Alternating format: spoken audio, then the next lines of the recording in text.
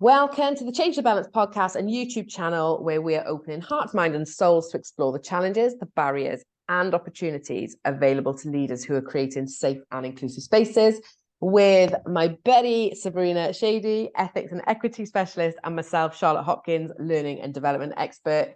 And together with our guests, we will be sharing our own personal journeys, lots of inspirational stories and some top tips on how you can become better allies that really help to tackle prejudice, discrimination and stigma head on.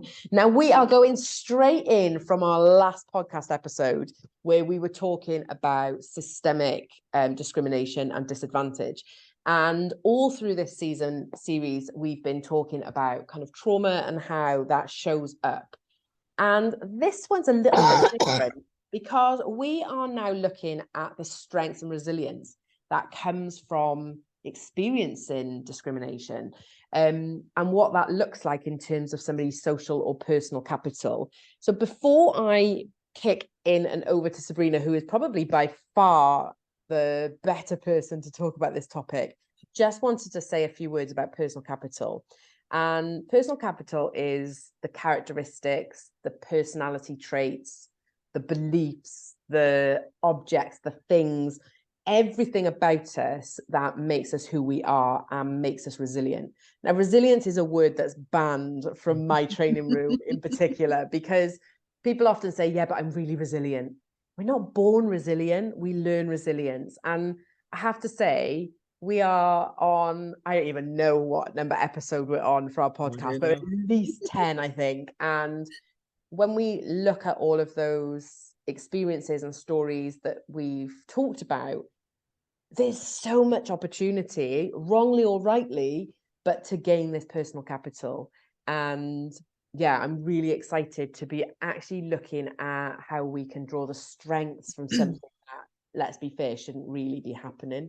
And yeah, so it's a really nice topic today, I feel. It's a meaty one. So I would start with 3 definitions that are going to be really key for the conversation. One is, let's start with resilience. The term resilience has been so overused and misused recently that people have switched off and go, no, we don't use that word anymore. And I really want to identify that when I talk about resilience, because I deliver lots of resilience training, particularly in mental health and wellbeing spaces.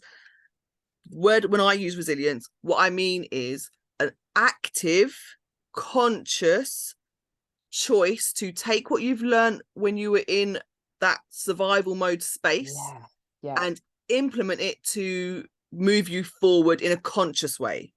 That is resilience that's my definition of resilience. That is not I lived in survival mode for ages and I didn't die. That's not resilience. But lots of people use the word resilience to mean you went through a period of that horrible survival mode, living in a trauma space, without the conscious thought, just getting from day to day to day to day, and that's resilience. No, it's not. Taking what you learned from that challenging time and implementing it in a way that avoids you falling back into that kind of space, B, maybe allows you to help educate other people, whether that's your own family, your children or whatever, around that kind of what happened and how to avoid that, or maybe just using it to motivate you to move your life forward in a way that doesn't let you fall back into that particular valley. There's a massive difference, and people use it in the wrong way for quite a long time. So I just wanted to clear that one up first, so people understand when I talk about resilience, I'm talking about conscious movement forwards. And I think this is where personal capital fits so beautifully in, because for me, personal capital is you've got those strengths even in survival that you don't see. And so many people, I mean, I could put a poll out amongst all of our listeners to do, right, I'm going to give you 3 minutes to write 10 things that you wish you hadn't done, or you regret, or you don't like about yourself. And probably most of you would be able to give me 10 things within those 3 minutes. If I was to say, you've got 3 minutes to tell me 10 things that you love, or you maybe didn't wish you'd done, but you did, but it was such the best decision, people would really struggle. And I think this personal capital, when we're in survival and we're in challenging times, we often don't see how resilient we are. And because it's a conscious thing. You've got to have the consciousness sat inside, like, to recognize. If you're just living on survival, you've got no concept of what's going on outside, because you can only focus on that blinkered, what do I immediately need to survive this day, this week, this month. And the resilience part comes from the consciousness of recognizing the skills, recognizing the experience, and then being able to implement that in an effective way. And the best bit, it's flipping free. You haven't got to pay for it. So people say to me all the time, and likewise, my background is within working with people with, you know, massive trauma and addiction and mental ill health and homelessness and all of these things. And they'll often say to me, I just can't do it. This is the beauty of it. It's just a flip on the mindset. And I'm not into this, like, positive toxicity where everybody's got to think themselves happy. I'm not into that kind of stuff. However, I do firmly believe that we can gently nudge our experiences to bring something more positive from it. And I think when we look at the trauma experience, from whether it's racial discrimination or it's gender inequality, or you've been, you know, in situations where your disability has not been met with the needs, whatever it is that we're looking at when we're looking at that discrimination and prejudice and stigma. I think it's a really important thing to bring stigma into this as well, because it's really easy for us to believe what's going on, and we're conscious in the beliefs that we've got going around us. So you are no good because you are in a wheelchair, for example. I've heard that. I've got friends who've been told that. And then you think, well, you can consciously believe that. Why can't you consciously believe this part about yourself? So when we talk about this conscious, unconscious, it's just that flip. It's just that subtlety. And that costs nothing. We talked previously a little bit about the language, and I think maybe we'll do a whole podcast session about how language really programs our brains about how we think about ourselves and our internal narratives. So the other two sort of definitions were about social capital and then personal capital. So personal capital, like you described, is about the sense of ourselves, our journey, what we've learned, what we've gained, our lived experience, and how all of that together kind of makes us who we are, our personal capital. How can we utilize that as a value package? And I think I've actually been really lucky, and I do see it as a privilege, I've been able to build on my personal capital throughout my life to enable my career development, to be that professional troublemaker, to have conversations which people who maybe look like me but didn't have the upbringing I had of the activism and everything else maybe wouldn't be able to do. But then we also have a conversation around social capital. And social capital is understanding that the dominant majority in the UK are sort of the white, kind of usually university educated, middle class. And there are social cues and social behaviours that some of us from other communities and from other backgrounds, even in the socioeconomic strata, don't understand and don't know, and maybe miss the opportunity. We've spoken about this off camera previously.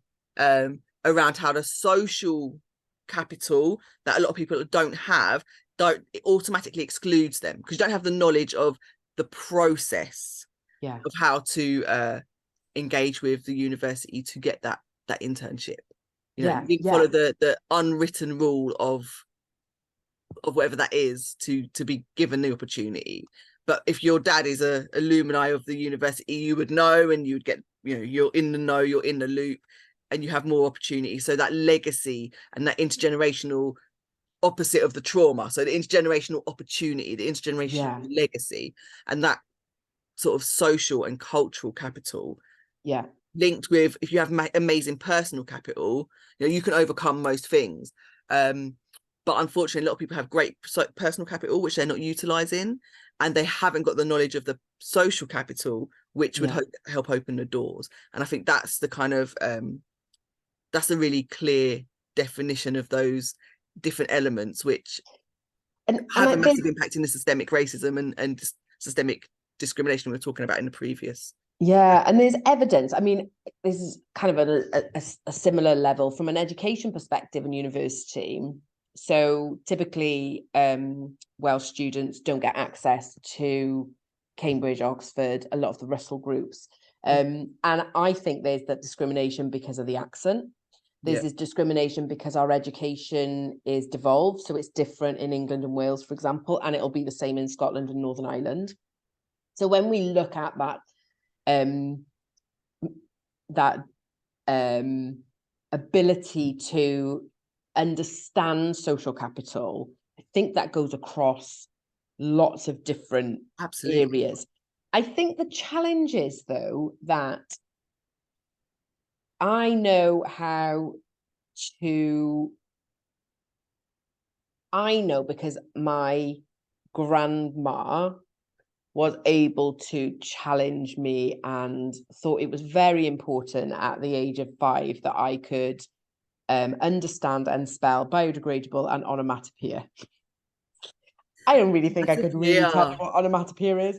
It's a word that sounds like a sound. So like ping, I think that's what it is. So, laughing, and thankfully now biodegradable is a much more common word than it was in the early 80s. But when we look at the kind of conformity of socialization, it can be learned, and I think it goes back to that word of like consciousness. And now we have got these pots of money where, so my daughter was, for example, was part of what was called the Seren group, and the Seren scheme. The Seren scheme is basically picking up some of the brightest and most educationally attainable students. I don't even think that's a proper word, so clearly I wasn't going to be part of the Seren group, was I? But they pick out these kind of group of people who are exceptionally bright. Yeah. And there was a mix, in fairness. We went to the open day, and there was, I would say that it was probably around about 50-50 in terms of males, females, although I think it may have been more actually for females. There was definitely a mix of ethnicities. We definitely saw a group of people. However, they were handpicked by very typically white middle class teachers. So when we look at the system, it's about having somebody within your sphere that can just help mold you. And I think this is where we come back to that that ability to build that personal capital through the ability to thrive through trauma, or thrive through kind of these traumatic experiences like discrimination, because it builds for some people this real sense of fight. There's this sense of strength to really stand up and be heard. But I think it's also much more subtle than that as well. There's these skills of being able to flow into and out of different conformities and expectations. And we see that. The question is, should we need to flow and interchange into different ways of conformity? That's a whole different question, I guess. That's where we look at the gamekeeper or the board game.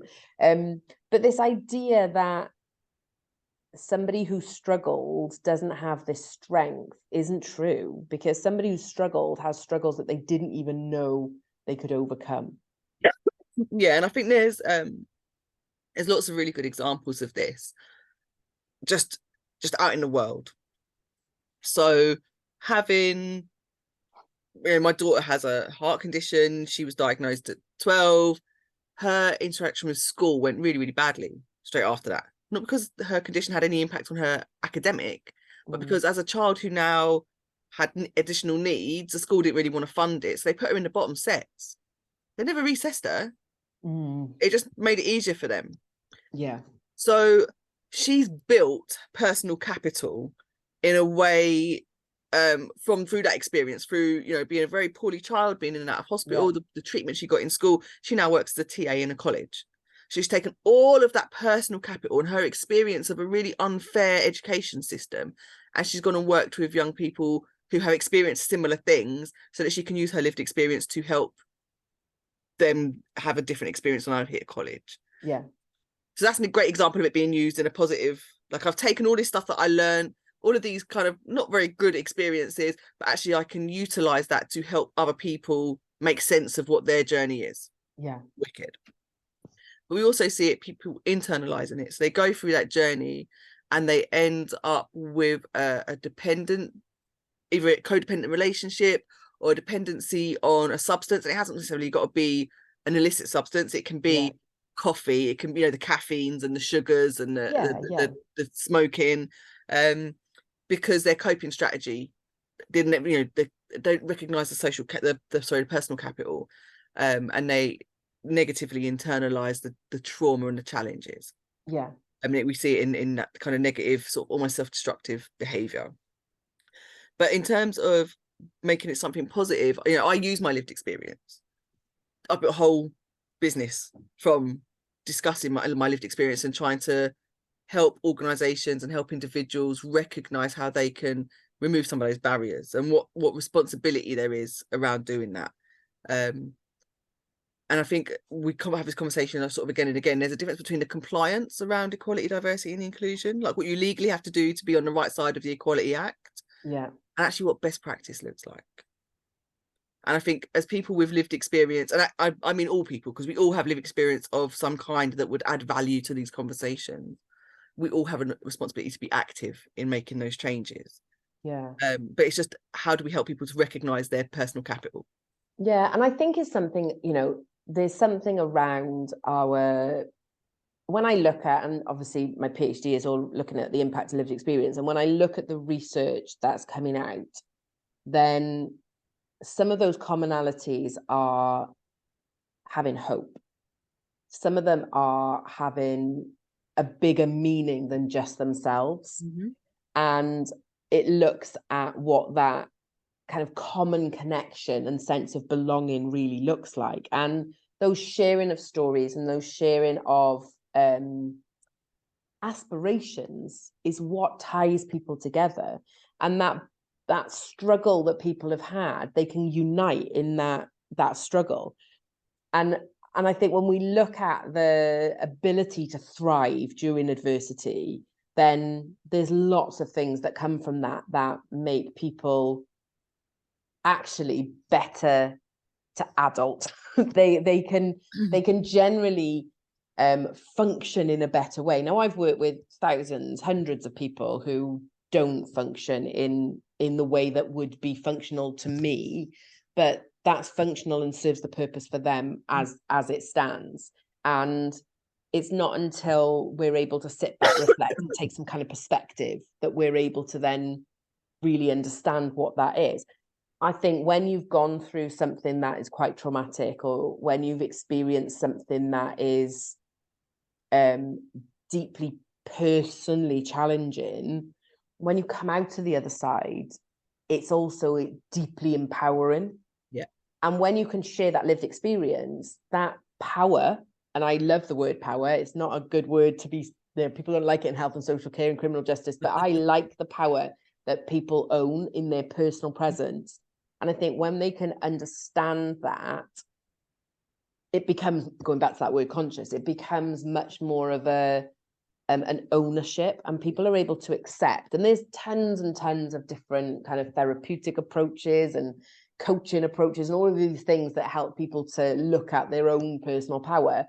And that's because when you can embrace and accept that this happens, that you can allow yourself to thrive. My question is, should we be allowing people to thrive in a discriminatory environment? Or should we be looking and putting our energies into fixing the environment? And I guess that's a question for Change the Balance, really. And do we put our focus on empowering the individuals, or is our focus on challenging that discrimination and making sure that there is much more of an inclusive playing field? I don't think they're mutually exclusive. So in human experience, we will never be able to take adversity out of human experience. That's just not realistic. There will always be levels of adversity. There will always be challenges. There will always be difficulties. And there will always be times where some of us, for whatever reason, are living through survival mode. If we're able to change the systemic discrimination that makes those challenges harder for people from certain protected characteristics, that would be amazing. But there will always be, adverse weather, there will always be, you know, a flood here or a house being damaged there, or, you know, whatever it is. There'll always be those challenges to life, because that's the reality of existence, unfortunately. If we can make it about that and not about discrimination, then that would be amazing. I think the example for me is really around, so when my daughter got ill, we got supported by a local children's hospice, and all of the parents in that hospital, we actually have a Facebook group, and we've got like the name Warrior is in the Facebook group name. I'm not going to say it because it's a private group and stuff, but having that community of people who have been through a similar but different experience, and they don't question you, and you're able to support each other, and you're able to laugh about things that other people would think are horrific. You know, you're laughing about the hospital journeys and your child's health, in terms of, like, it's quite, sometimes it can be a bit morbid because our children have been very poorly, but being able to have people who understand that journey with you has massive process of empowerment. But it also gave me a real sense of gratitude, because lots of the people in that group, their children have never got to the point, for whatever reason, because of their condition, that they can communicate. So their children are non-communicative. My daughter's always been able to voice her opinion to me, and we're able to have full conversations. You know, she's an average 20-year-old now, but a lot of those parents don't have that. So for me, the understanding of the gratitude that my situation is still within parameters for me that make it livable. Like I wasn't stripped of that. And there's lots of things around it. As hard as the journey was, we have this, we have each other, we have the support, we have, you know, and you could, whatever your gratitude list looks like for you, being able to recognize that gratitude list, I feel, is one of the things that really got us through. Like, I was able to say, oh, thank God for my friend who cooked us curry goat and brought it to the hospital while we were stuck there for a fortnight, you know. Thank God for my mum who came and sat with my daughter for a couple of hours so I could go and have a shower and sleep, you know, because I felt grim. Like, I have a support network. I was able to find things to still be grateful for, even in the most adverse scenario of my life. And those traits, I now look back and go, there's where I pull my resilience. I can still maintain that mentality around looking for gratitude, finding the hope, finding the strength in the community that supports me and enables me to do what I do. Unfortunately, the real challenge around survival mode and mental health is that people can't find that, like, ladder to pull themselves out of the hole. They can't find the hope, they can't find the gratitude, they can't find the support structures that help, because sometimes when they're just not there. And I to some extent agree and disagree, because I mean I do a lot of training with practitioners who work within street homeless, and they often people who are on the streets for various reasons, not always, but mostly come from poor mental health, maybe addiction. But there's you know, you don't live on the streets without having some shit that you've gone through. And I always say to people, this is what I love about personal capital, is that everybody has personal capital. The problem we've got is we're not taught to search for it as a general rule of thumb. And we are taught to search for our brains. I believe our brains are hardwired to search for risk. We know that. So actually, naturally, our brains are hardwired to be happy. We search constantly for the risk, for the adversity. Now, sometimes it comes to us when we've got, you know, situation after situation after situation. We've got cortisol levels going through. We've got, you know, lots of stressful situations, and it feels hopeless. A lot of the time, what we have is an unconscious behavior on a daily basis. We go into these habits and these patterns of life that will mean that this is, we're perpetuating what's going on. What I've loved about researching and thinking about personal capital for people in particular who've experienced discrimination, and in particular, I've gone right back and looked at people who've been involved in slavery, for example. When you look at the communities of within the plantations and communities of slaves, what still remained was a sense of community, a sense of belonging, a sense of camaraderie, a sense of hope. They were taking moments of joy, even though they were flipping exhausted because they had been run to the bone. They weren't fed properly, they weren't sleeping properly. there was all of these different things that came along, yet the human part of them going through that horrific situation still stood. And there was still that sense of, one day I will come out of this. One day my daughter's daughter's daughter will not be a slave. And I think this is something that we haven't necessarily learned. And as typical white people, we've never had that hardship generally. Now, don't get me wrong, there's been hardship amongst white history. I'm not saying there hasn't been. But what we haven't had is the systemic discrimination where we've had no choice to think outside of what that means. And I actually think when you look at the historical discrimination and prejudice and the stigma that happens now, what you really see is people thriving during the most horrific experiences. Yeah. So when we look at personal capital, even when we think people haven't got lots going on, the challenge they've got is they need to be consistent with that thought process, because we need to change the way that our brains habitual. think. You need to rebuild the new habits. Yeah. So obviously I've got a background, I've got a diploma in cognitive behavior. Yeah. I don't like the word therapies, I use approaches. I'm not a therapist. Mhm. So we use that same cycle, you know, like thinking differently, feeling differently, acting differently. And for me, I obviously I informally I coach a number of young people from minority groups or diverse backgrounds, in terms of trying to get them into professional spaces where there's very little representation. And looking at, you know, how they write their CV, for example, they're really trying to conform to a system which doesn't meet their, doesn't reflect them, doesn't you know, doesn't react, what's the word, doesn't respond to where they've come from. So I'm saying, hold on, you came here at 19, you've lived by yourself, you've built this whole life. Where's the evidence of that? Where's all the skills that came along with that, about being independent, about being you know, strongly organized? Where's your list of skills that reflect that journey that you've been on? And I think people are not, in the UK, we are not encouraged to sing our own praises. 100%. Culturally, we're, you know, like if someone plays you a compliment, you throw back some, oh, your hair looks nice today. Oh no, it's I haven't washed it for about 4 months. You know, we just like completely throw their comment back and just bin it.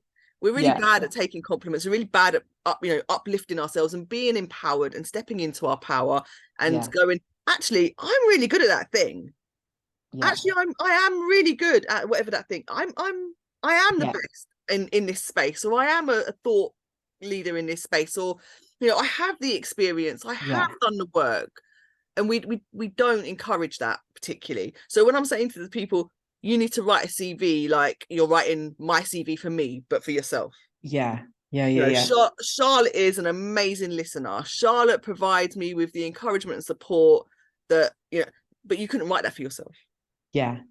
Absolutely. Really uncomfortable when we try and do that. But that's what we're talking about when we're talking about that personal capital, is be your own cheerleader.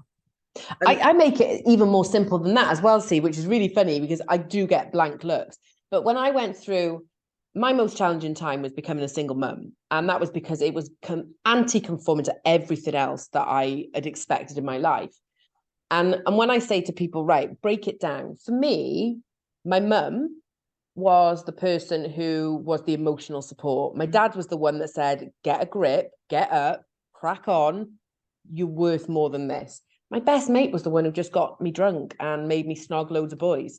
You know, my daughter was my personal capital because she was a baby and I needed to be the best mum that I could be.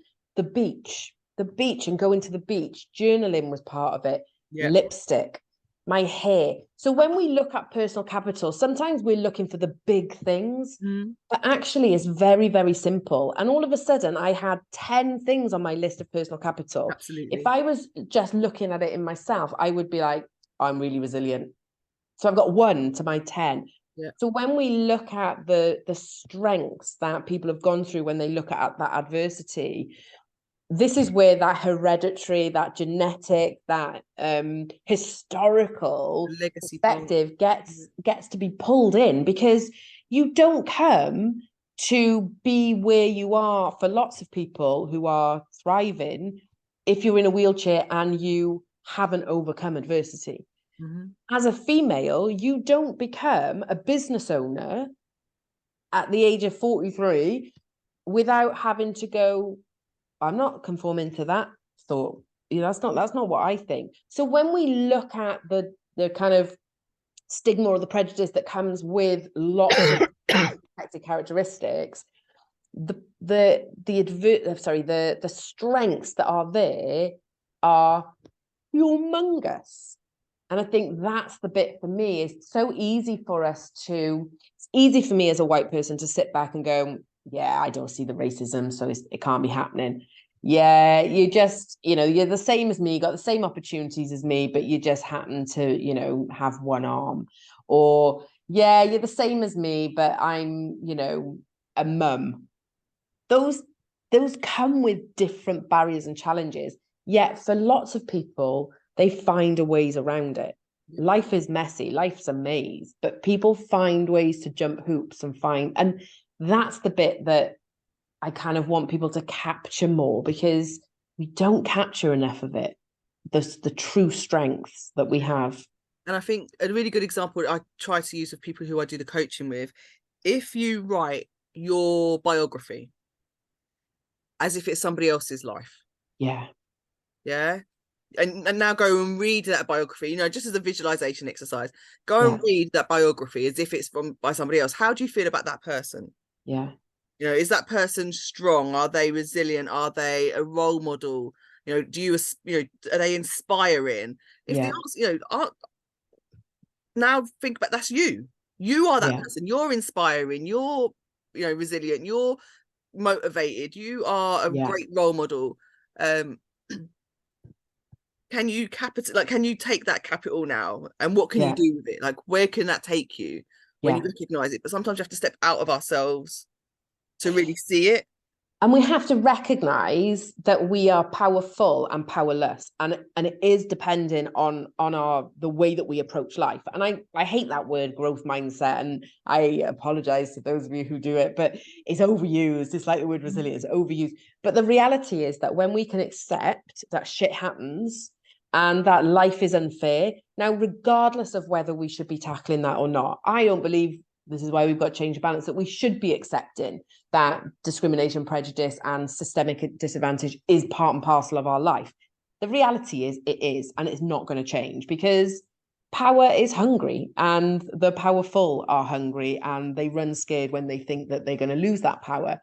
However, what we can do is control our narrative about ourselves. And it's easy for, the white girl to sit here who's, in average Joe Blogs terms, I've had lots of privilege in my life, and I accept that, and I'm seeing more and more of it. I can't, I'm very grateful for that, but I also need to accept that at times there are times when I will feel really powerful, and there'll be times where I feel really powerless. And the real challenge is how we are able to put one step forward. And if you've experienced plenty of disadvantage, you will have already been super brave, super courageous, super powerful in the way that you approach life. And for me, that's just, the struggle is there, is always going to be there, but how we approach that struggle is the real kind of superpower. Yeah. And I think a lot of that is about moving away from the perceptions of you. Like, don't carry that. That's not your baggage. Yeah. Perceive yourself from that objective space of how awesome and empowered and amazing you can be when you recognize that in yourself. So and that's the beauty of human beings. As human beings, we have that capacity to think and feel and behave in whatever way we feel we should be. And just recognizing we have more in common than this separates us. Yeah, 100%. Oh my goodness, it's probably my favorite one so far. I love this one. Thank you so much for listening. And we would love to hear what your thoughts are, whether you did the 3 minutes of things you change or whether you did the 3 minutes of amazingness about you. I'd love to know which one you could relate to. But if you've enjoyed all of the podcasts that we've been doing so far, please make sure you follow. And of course, give us some love and make sure you share it with anybody you think needs to be listening into. Thank you, guys. Take care.